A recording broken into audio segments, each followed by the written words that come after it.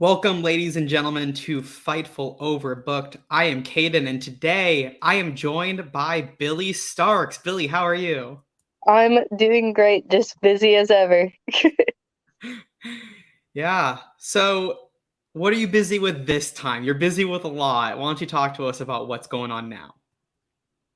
So I'm preparing for my trip to Japan. So I had to do a lot of paperwork and running around, and I got my school to approve it as an educational trip. So they're checking me off so I don't have unexcused days from school. And this weekend I'm traveling a bunch. I'm in Chicago, Georgia, and Indianapolis. So I'm packing for Chicago and my flight to Georgia, and then I'll get home before I have to rush off over to Indianapolis. And then I'm knocking out schoolwork in the process. Well, let's talk about Japan. It was announced on, I believe, Monday night that you're going to be facing Yuka Sakazaki for the Princess of Princess Championship at Tokyo Joshi Pro's All Rise. So, this is your first trip to Japan, right? Yes, I'm so excited. And it's crazy to me because I probably found out a couple days before they announced it who I was going to be wrestling. And I was like, oh my God, this is insane. So how do you feel? Like what are the feelings right now? You're going to go to Japan, you're going to work Yuka Sakazaki, one of the most popular Joshi wrestlers right now in a dream world for pro wrestling. How does that feel? It's definitely crazy. I feel like all of my dreams are coming true, and it's all happening way quicker than I expected. Wrestling has like flown by for me. I was like, oh, I expected to like be doing it for so much longer before I got any of these opportunities, and everything has just been like bam, bam, bam. I'm like, oh my God, it's already happening. Okay. But it's very, very exciting and very stressful because my parents have just recently started letting me travel on my own. And it's been like a new concept. I'm definitely prepared for it because I'm one of those people. I'm very resourceful and I Mhm. can figure out anything on my own. Just Google, I'll figure it out. uh, but I feel like I'm prepared for my trip to Japan and I'm excited to like go explore and see things. A lot of my friends who've gone over there are like, you have to go see this, you have to go see this. So I have like a hit list of things I want to do. Yeah, I love Tokyo. It's one of my favorite cities in the world, so I'm very happy for you that you get to go there and work a match. I saw that news come up on my feed Monday and I was so happy.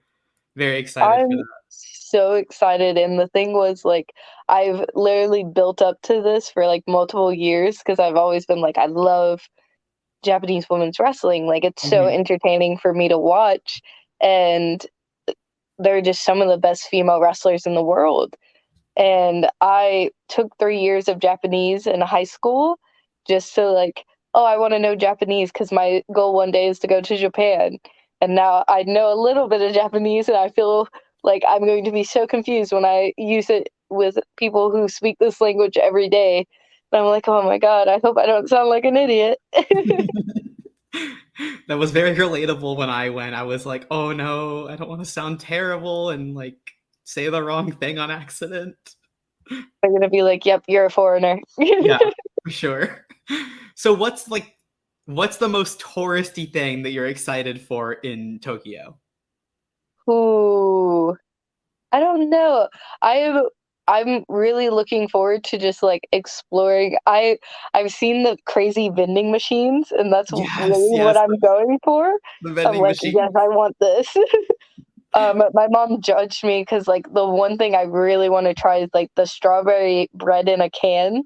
I don't know why it popped me so hard, and I was like, yeah, I gotta try this. So that's one of my like, I gotta go try to find this somewhere. And then Mhm, everybody's told me like 7-Elevens are crazy, so I'm gonna go blow up a 7-Eleven. mhm. Yeah, the things I remember loving were obviously I went and saw the Tokyo Dome, which like you gotta if you're a wrestling fan, you have to at least see the Tokyo Dome. Yes, And there's a I didn't huge even roll. think about that until you said it. That's crazy. Oh my God, I do. Yeah, it's Like I went and they did like a amateur baseball game, and the mascot for one of the teams was an orange, and the other mascot was either an apple or a tomato, and they had marching bands. Willow posted a video the other day of like a random festival and parade going on when she stepped outside of a cafe, and I was like, I really hope this stuff is going on when I'm there. Yeah. I love Tokyo. It's so awesome. Yeah, you're gonna have a great time. So this is going to be an extremely niche question, but I need to ask it. So I'm in Florida now. I go to the University of Florida, but I'm originally from Texas. So when I went back for the summer, I went to go watch Mission Pro, and you were working that show. I don't remember which show the name was, but it was in May, and it is hot in that Mhm. building. So when it's that hot in a building, how do you combat that when working a match? Does it provide like any sort of disadvantage, or are you just kind of used to it? I've kind of just learned to deal with it. It just sucks, but it's like most of the time you're like, oh, I'd rather it be burning hot than freezing cold. Wrestling in the freezing cold hurts more. Oh, I guess I that would will make say that. sense. Because I wrestled one show, it was just terrible. It was St. Louis Anarchy, and we did an outdoor show, Hmm. and it was under like what's it called? One of the like where you put picnic tables and all of that stuff, Hmm. and it was great, and it looked great when the sun was still up. The sun went down and it got so cold, and right before my match, I'm just in sweatpants and a hoodie, just trying to stay warm. And as soon as my music hit, I took them off, and as soon as I got to the ring, the mat is like freezing, and I hit it, and my back was just so stiff because it's like I can't get warmed and like warm up for my match. And my body was like, why are we doing this? At least in the heat, I can still like stretch and I Yeah. feel like I can breathe. I just sweat more. I'm one of those people, I don't really sweat when I wrestle, but in the heat, I'm always like dripping wet. So speaking of Mission Pro, what was that experience like working in that environment? Honestly, really great. It's definitely different from me because they run it very professionally. I'm so used to chaotic indies. You find the one person and it's like, hey, can you give me my match and what I'm doing? It was very organized. And I love just being around so many women. I like have worked shows with all of like the women that were on the show for the most part, except for like a few, and it was just a great atmosphere to be around, and it was much of like a party before we started, even though it was Mhm. hot and we're like, oh, we gotta go wrestle. But it was just fun to be around everybody, and I feel like wrestling with like people who are going through the same thing we're going through. Oh, my mom just sent an announcement, dinner's done. I was like, what is that? Oh. But just being around so many great women, I really enjoyed having that environment around Mission Pro. And I feel like Women's Wrestling Army, where I'm going to be at tomorrow in Chicago, is doing like the same thing of just providing such an organized and like healthy place for women to grow in wrestling. Mhm. How much time do you have left? Oh, I have plenty. Okay, I don't. Okay, I just want to make sure that I'm good. So let's go into my favorite question that I love asking people because it's so interesting, and because you have one of my favorite entrance songs, and it's on my playlist because I love it. How did you choose "Aliens Exist" by Blink 182 as your entrance song? So I used to come out to a different song and I didn't really get to choose it. It was kind of like, oh, you should use this. And I didn't have any like plans for it at the time. So I was like, okay, Mhm. I'll just use this. And at some point I was like, I'm so tired of this song. Like, it's just not me. And I was like, oh, what's something like spacey and like cool, but it's more up my alley. I'm a very big like indie pop type, like, that's the music I enjoy. Mhm. And I just looked up like indie pop, spacey music, or like aliens, and I was like a big fan of Blink 182, but when I searched on Google and was just scrolling through songs, listening to the intro, I finally got to that and I was like, oh. this might be it. And I played it and I could just feel it. I was like, yeah, this is an entrance song. I'm using this. And I was like, okay, this is when I'm going to switch my music. And I switched my music and I've kept it ever since. I was like, this is more me. And I'm so glad that everybody else has loved it. Because there was like a moment in my head, I'm like, I hope other people like this music. Mhm. So you brought up you wanting the Space vibe. So you have the nickname Space Jesus. Where did that come from? Ooh. Um, all of the nicknames I've had have all been like jokes or like something my friends have said or called me. Um, and Space Jesus is a joke that has just developed into I've made it my own. Mhm. Um, but Space Jesus started because of this crazy guy in Indiana. Um, there was a Jimmy Jacobs seminar, and um, I wasn't there for this. A bunch of my friends were. So this is like told through me secondhanded. This guy comes into the seminar and he has like a biker jacket on, wrist tape on, and it's like before the show or anything, and nobody knows who this guy is. So he's just like, he already has this energy around him. He does the seminar, and during the seminar, Jimmy Jacobs is going around like, oh, what's your gimmick? What's your gimmick? What's your gimmick? And he gets to this guy and he goes, oh, I'm a street fighter. And Jimmy Jacobs is like, oh, that's cool, but like, I need more. And the guy was like, I'm a street fighter, but this will explain it all. And he proceeds to take off his leather vest and like take off his shirt. And he has like alien jet Jesus tattooed on his chest. And just in front of everybody, like so like confident in himself.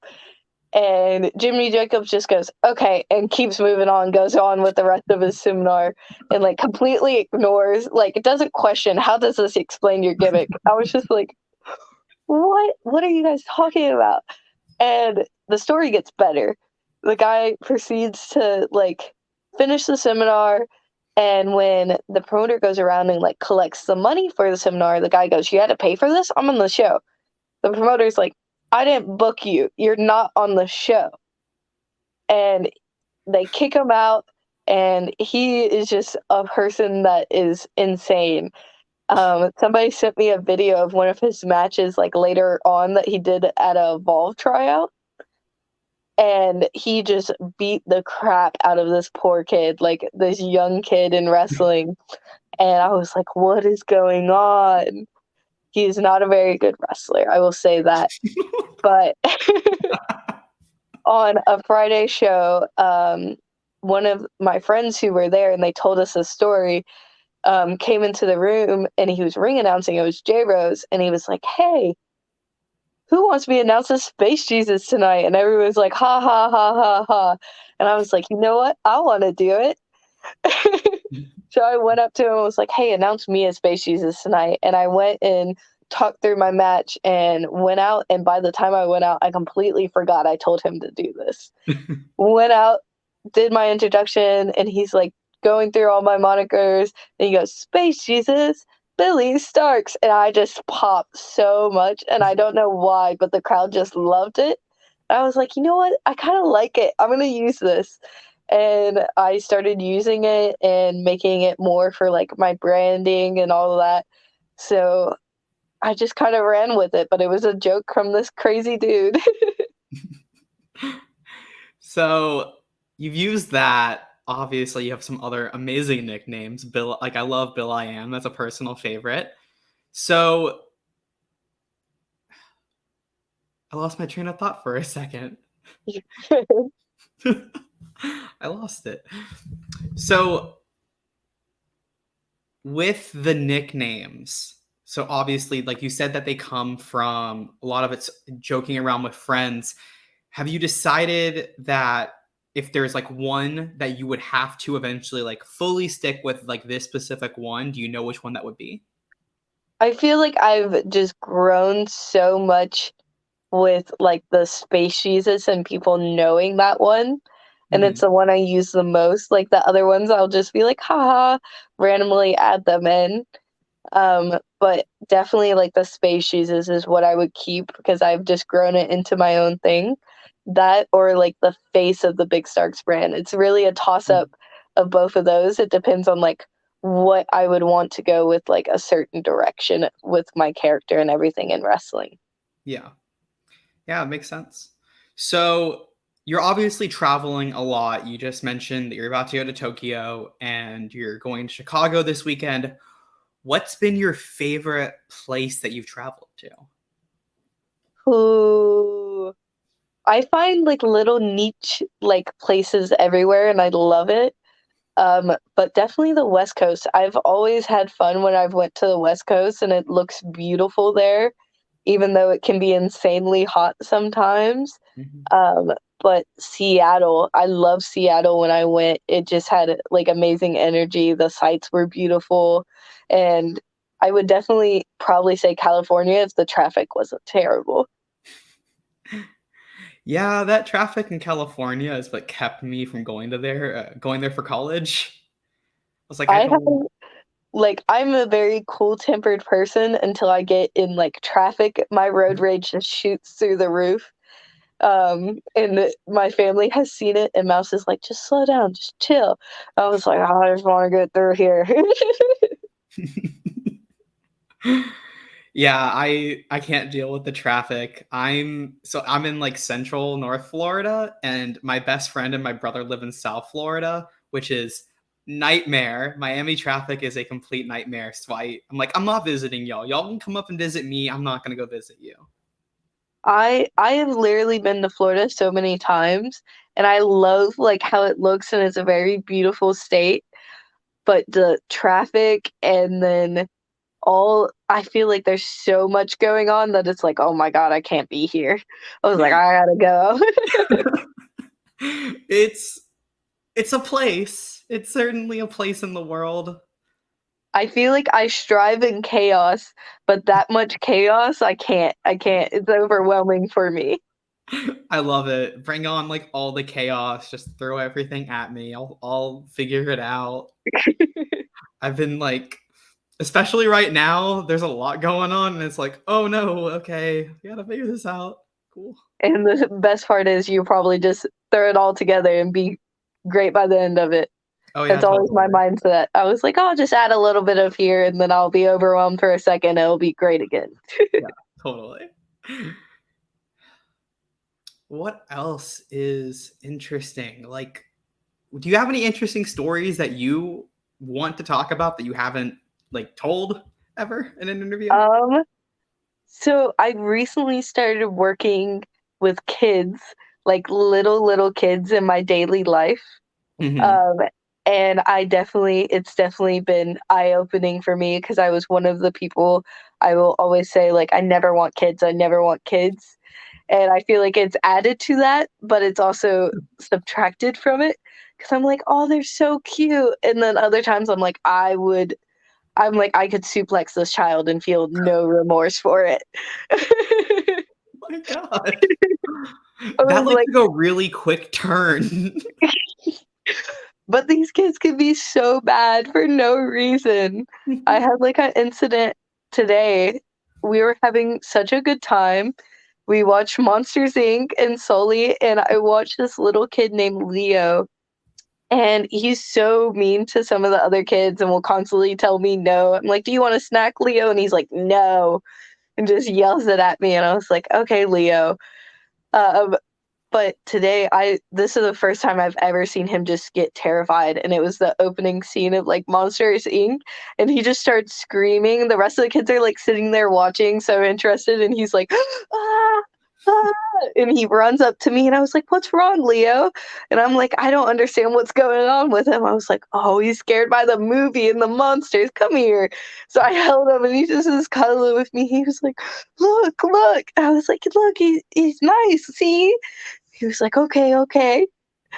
It was the most adorable thing, and I was like, "Okay, I can understand why people have kids," but at the same Mhm. time, I just can't I was like, "I can't do this all the time." I was like, "I love being the babysitter or, like, the cool aunt, and I'll hang out with them, but if I had to, like, make sure that, oh, they have to be here, they have to be here," oh, let me go do this, and I have to worry about all my real life responsibilities, I would drive myself insane. Yeah, I was a camp counselor, and I haven't been for like about 2 years now, but I was. And I feel you. It's it's definitely like a weird situation that can either be amazing or a nightmare. Yeah.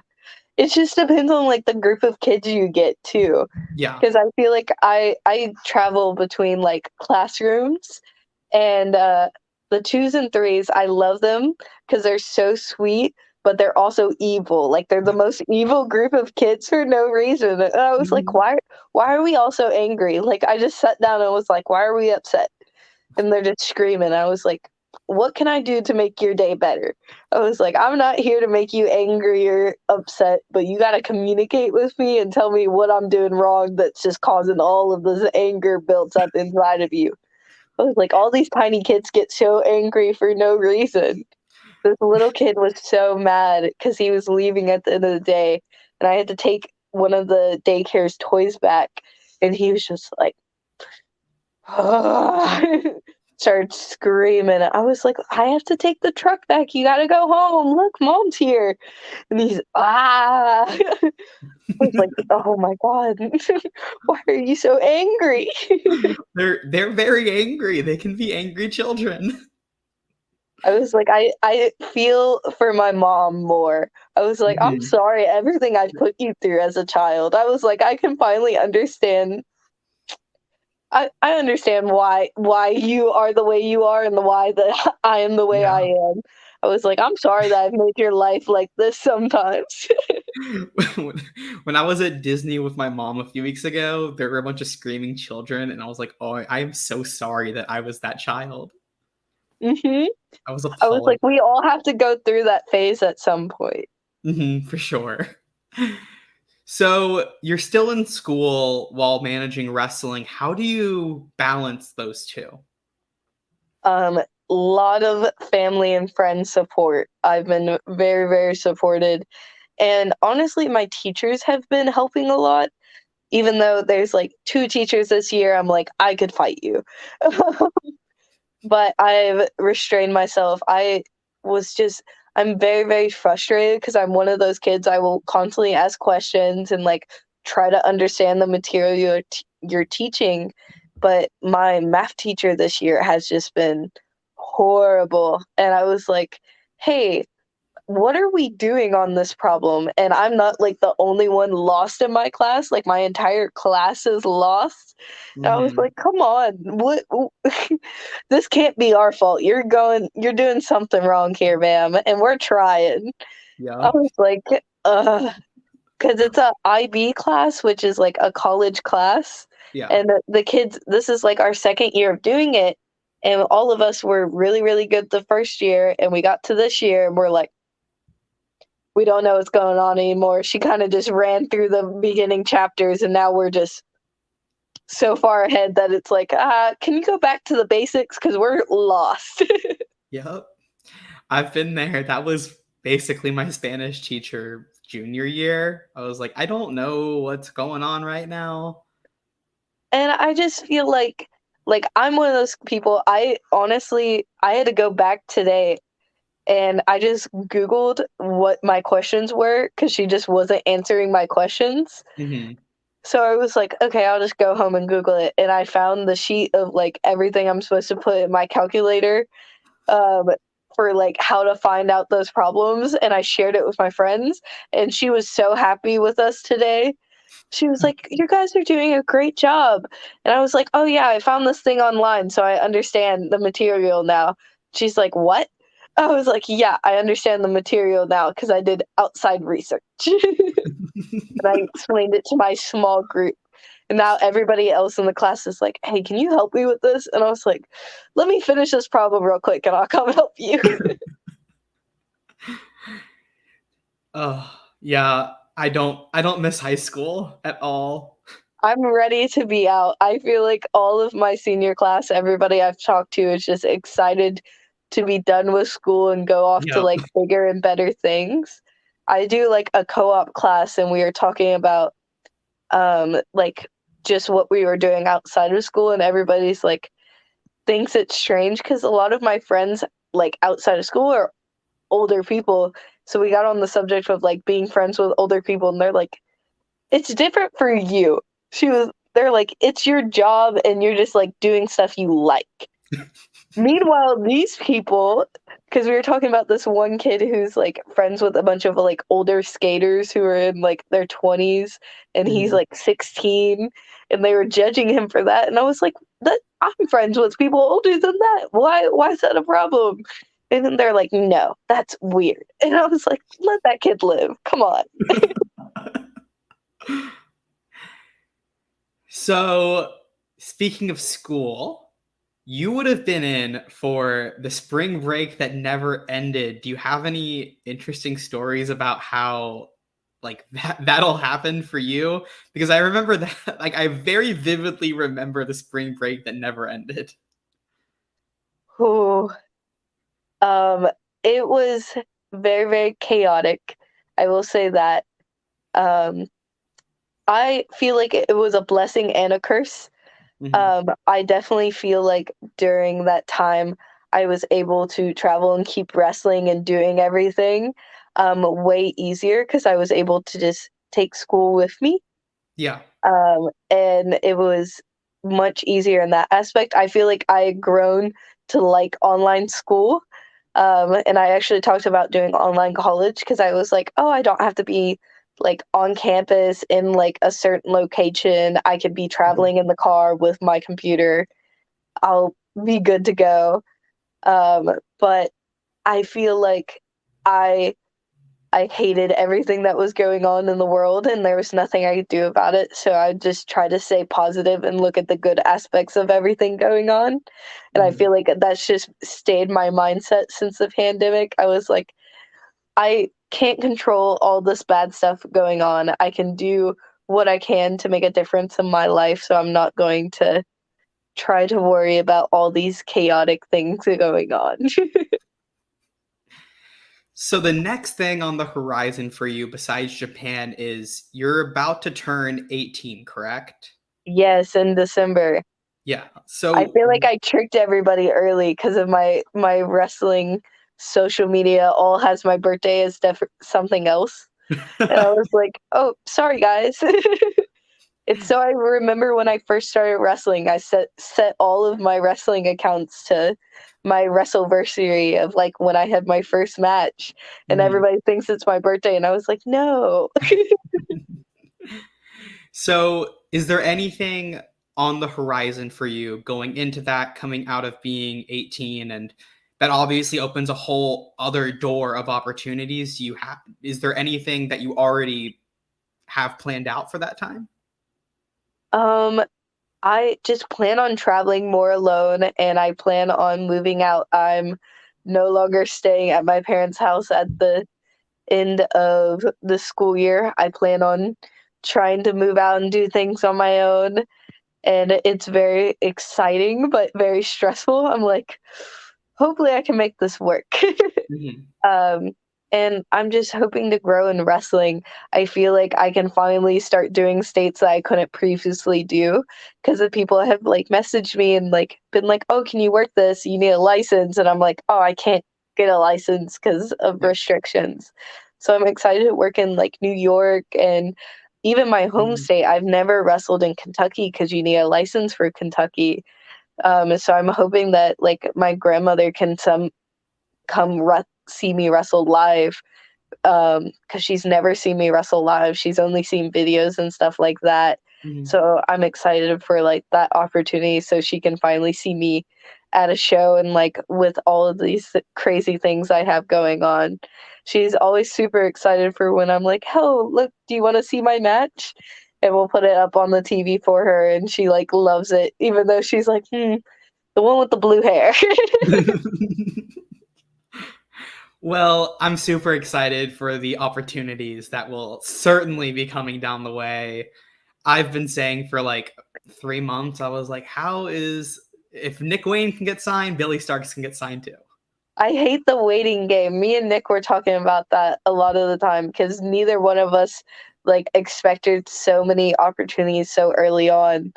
Yeah. And I feel like Nick is one of like my best friends because we connect on so much because we live like very crazy lives. I kind of envy him sometimes because we joke about like his grades compared to mine. He was like, yeah, he took like algebra 2 last year, and I was like, I took algebra 2 freshman year, Nick. And he was like, "Can you help me with this test?" And I was like, "I got you." There was like one day where we were messaging, he was like just sending me the pictures of his test, and I was like writing down the answers, and I was like, "Here's the work." I was like, "Shout out, I'm gonna help Nick Wayne pass his math test so we can keep wrestling on the weekends." That's amazing.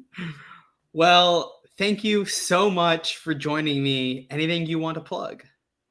All of my social media is at Billie Starkz, Billie, and then Starkz is Starkz. And if you want to check out any of my merchandise, it's at bigstarksbrand.com. And for any of my upcoming shows, just go to my social media. I post about all of it. Well, thank you so much for joining me, Billy. It was a pleasure. Thank you so much for having me. Yeah. And thank you, everybody, for watching.